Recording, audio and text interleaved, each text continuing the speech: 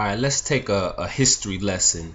Let's go back to about 350 BCE.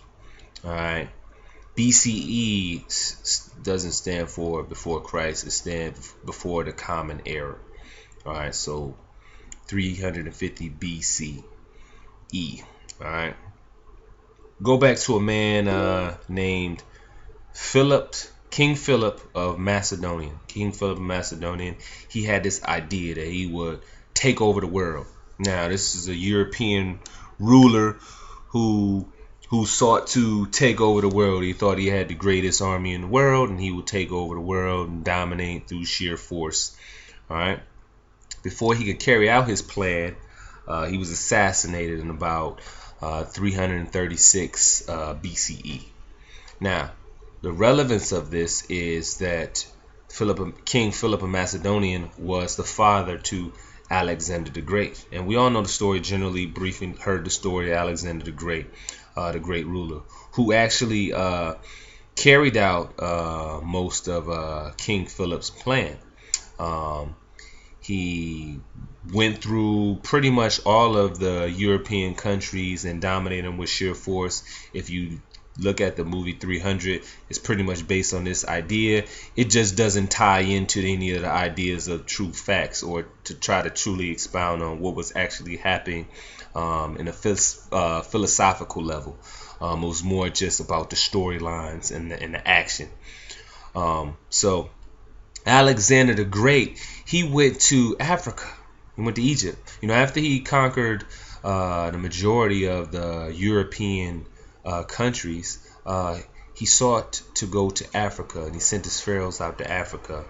And when his pharaohs went out to Africa, they seen the pyramids, and they seen all the different things that the Egyptians have learned and know, and they were pretty astounded. The Egyptians were light years ahead of him, math and science and all this other stuff, light years ahead of what they had in Europe. And the pharaohs went back to Alexander the Great and said, there's no way that we can conquer the Egyptians in the manner that we conquered these European countries because of their preservation that they had in knowing themselves and knowing their God. All right, the only way that Alexander the Great and his pharaohs would conquer the Africans, Egyptians, would be by going through their religion, their spiritual belief, breaking that bond between them and the spiritual belief. That's the only way they would do it. That's the only way they could do it. So he sent his pharaohs out, and the Africans, openly welcomed them with open arms. They welcomed them inside of the temples. They welcomed them inside their land. And these Europeans that sought to take over Africa or the world in a sense had to be exposed to the knowledge of the belief. The knowledge of the belief, and that power and that knowledge of that belief is what ultimately became the demise of the Egyptian ruler. That's when you seen European rulers in Egypt. All right, it's very important to know this story. The story is very important to understanding what's going on today and how it relates to history. History is just not something that happened. It's something that you have to look back and learn from. Not dwell on, but learn from it. Learn from the things that happened in the past so that they can help you in the future. That's what we do. That's what we as humans do. It's called learning, living life, and growing. So this story is very important to understand. Understand that through religion, this powerful nation who clearly was around and had a civilization long before the Europeans, was able to be conquered through their religion. It's a vulnerability. Your connection to your spirituality is a vulnerability. If someone can infringe themselves in between you and that higher spirituality, they can essentially have a lot of manipulation or control over you, you know, as a person.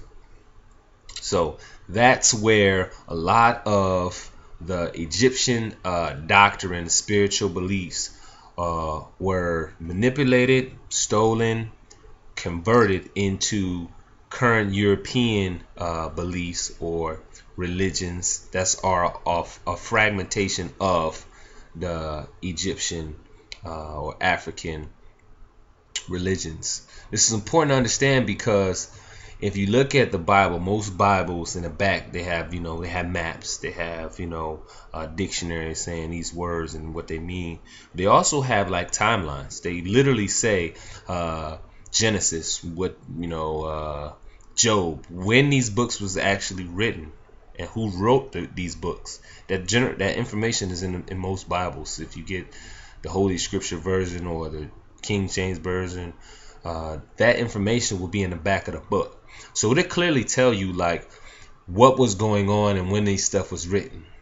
It's interesting to understand during this time frame between maybe 400 BCE and 10 AD, no books were written. None of the books were written. No books of the Bible were written during this time frame. Nothing happened during this time frame. Nothing was written. No books, scriptures, or chapters was written during this time frame. It's important to understand that because time is not something that can be misinterpreted, mistranslated. This is the time of the day. This is 12. This is the afternoon. This is the morning. This is the evening. You can't be misinterpreted. You can't call night day or day night. So understand that during this time frame, nothing was written.